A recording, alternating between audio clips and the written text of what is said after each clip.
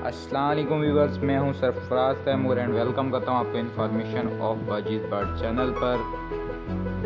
और उम्मीद करता हूं कि आप सब खैरियत से होंगे, फिट फाट होंगे और अच्छे से काम में बिजी होंगे। दोस्तों, आज का जो मेरा टॉपिक है वो पाकिस्तान के हवाले से है, यानी कि यौम पाकिस्तान।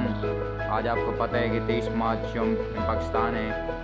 यौम पाकिस्तान का कुछ जो हमें पता है या मैंने जो पढ़ा है भाई, यौम पाकिस्तान 23 मार्च सन 1941 में एक करारदाद मंजूर हुई थी मिंटू पार्क लाहौर में।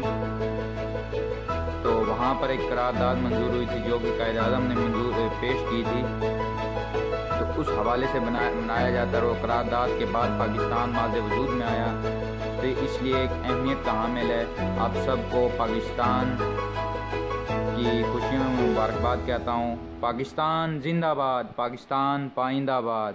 अल्लाह निगहबान।